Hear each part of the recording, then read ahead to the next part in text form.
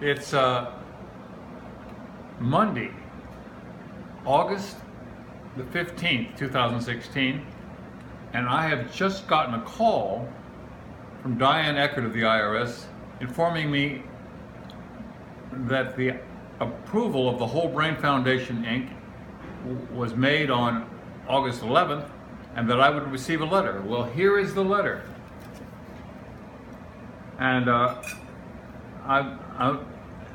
this is turning into legitimate theater. It says the Internal Revenue Service, 550 Main Street, Cincinnati, Ohio. Official business. Penalty for private use, $300. And it went out on August 12th. Well, we're going to open it up, see what it says. But this means that all the people who have been kind enough to make donations to the Whole Brain Foundation can take this as a taxable deduction, and all the people in the future who are going to help us continue our R&D on the three-dimensional model. So look at this, Rogero. No, it says August 10th. It was approved on August 10th. Dear applicant, we're pleased to tell you we determined you're exempt from federal income tax under Internal Revenue Code IRC Section 501c3. Donors can deduct contributions they make to you under IRC Section 170.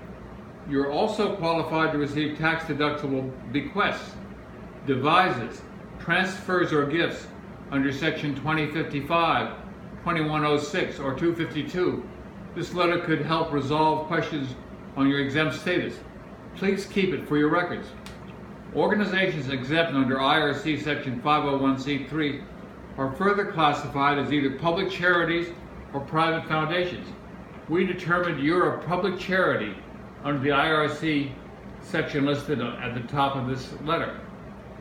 If we indicated at the top of this letter that you're required to file Form 990/990EZ990-N, our records show you're required to file an annual information return, Form 990 or Form 990EZ, or electronic notice Form 990, the postcard. If you don't file a required return or notice for 3 consecutive years, your tax-exempt status will be automatically revoked. If we indicated at the top of this letter that an addendum applies, the enclosed addendum is an integral part of this letter. For important information about your responsibilities as a tax-exempt organization, go to the irs.gov charities, enter 4221-PC in the search bar to view publication R4221-PC, Compliance Guide for the 501c3 Publication Charities, which describes your record-keeping, reporting, and disclosure requirements. We sent a copy of this letter to the representative as indicated in your power of attorney.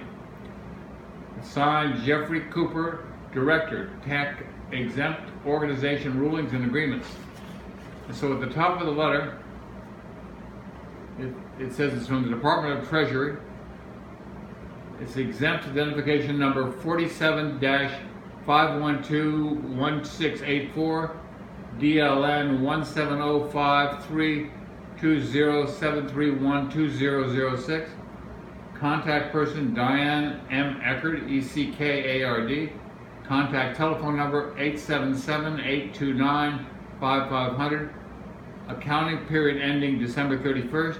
Public charity status 170B, paren 1, paren A, paren V1. Form 990/990EZ 990-N required. Effective date of exemption September 22nd, 2015. Contribution and deductibility, yes. Addendums applied, no. We are ready for business. We're ready for the Whole Brain Foundation to work on our three-dimensional conceptual framework, which I call Charlie's Conceptual Cube. It integrates in a single model and it's directly related to the anatomy and physiology of the brain. Humanity on the y-axis, technology on the z-axis, and creativity on the x-axis. And it's a big day, and we are going to take this letter and take our research and our foundation and our Salesforce.org application, which is now officially qualifies for 10 licenses. For Charlie's Conceptual Cube, the book, we've got meetings planned soon with a representative who's gotten books published with Little Brown. We have a website already, thanks to Susan Kidney, but now we'll be able to work on it for the first time. And it's so woefully out of date. Our research has proceeded so far since last December 12th, 2015, my 80th birthday. And so it's a big, big day. I feel like I have gone for the gold and won the gold, and I have a slight sense of what the feeling must be for those Olympic gold winners. And you were have like a deja vu. What's the deja vu, Rogerio? It's the experience to get a gold medal. Yes, indeed. And all this was made possible by the help from Rogerio Almeida, my wife, Jeanette Atkinson, who has been my loyal, sometimes critical, maybe always critical, but always a complete supporter. And all the players on the team, including Malcolm Mackay, a director, and Gene Colucci, a director, and Bucks Mullman, our treasurer. And I am serving, Charles Atkinson, EDD, I'm serving as president, founder, secretary, and also a director. And then we have our attorneys, Chris Bulens and Tim Burke, who have done a masterful job of submitting this thing and getting it approved in record time. We got it approved beginning July 21st, I think, and it was approved on August 10th. So that's the kind of speed that the broken Obama administration is delivering for us, and it's wonderful. But I want to thank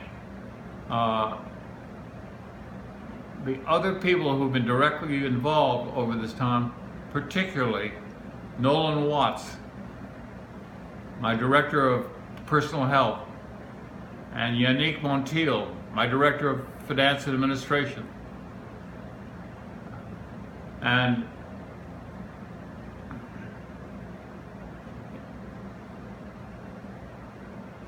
Emma Shea Bode, who has been my spark plug to get me the idea of a boot camp to make a personal commitment. And David Nathan, who is always there with his wisdom of the medical world, and guiding me and to the future. But of course, there's Dan Hogan, who's on our board of advisors, and Johnny Winthrop, also a member of the board of advisors. But there's been great help from Francis DeMarneff and Malcolm Peabody. And I really have a sense of gratitude for even the recent helpers like Carol Egan, another person who I found our way through her transportation services and her nutrition services. And beyond that, and even quite wonderfully, another member of Basic Systems, Allison Mather Cook, Donald Cook's daughter, who was the spark plug that introduced Francis Mechner and David Padua and started Basic Systems, and a colleague of mine, a collaborator of mine for many years, since 1961. Donald Cook's wife, Dawn, and his 4 children, Michael, Malcolm, Constance, and Allison. Allison has now joined the team as my chief of staff for the Whole Brain Foundation, and we are working together to use our sense of inquiry and interest and innovation and discovery and invention to invent this cube, which we believe provides a new tool, a new roadmap that can be used very much as the iPhone has an operating system, an internet work operating system on top of the A9 chip on the phone. It turns out that the chip on the iPhone by the year 2020 will be equal to the 100 billion neurons in the human brain, which perhaps coincidentally, perhaps not, is equal to the 100 billion stars in our galaxy. We have a legacy of genomics for the brain as well as for the body. And while the computer phone processor is going to keep growing exponentially from forever until artificial narrow intelligence becomes artificial general intelligence and then artificial superintelligence, the only way that we are going to be able to keep up as a Homo sapiens, as humanity, is to focus on reverse engineering the technology that our creativity has created, that our humanity has created, and reverse engineer that technology so that we build an interoperable mind that can work with our iPhones and with our reality of our life, with our Internet of Things. Well, we have an Internet of Things, but now we have to have a framework for the mind that is going to bring it all together in a grand unification theory. It's kind of a gut theory. So it's a great day here on the Ides of August 2016. Look around and show the room. And we've got Charlie over there on the wall with a painting from Jeanette, and we've got Charlie over there on the wall with a pastel from Bob Christian. And then out on the lawn we've got a beautiful, beautiful summer day and a green lawn and school next door. And then Rogeria, pan around to this picture up here on the other way, up here on the wall that Bob Christian did of Paradise. That's where I was on August 2012. And it was in that very building of Florence Rawls that I succumbed to a West Nile virus. And that was a tree that's on that same property. And that's where I first got bitten 4 years ago. And up there on the wall is a painting of see that blood river? That's the blood under the bridge. It's the recognition that humanity needs adversity in order to go beyond truth and to develop wisdom. Well, that's enough out of me on this wonderful day. Thanks a lot, Rogeria. And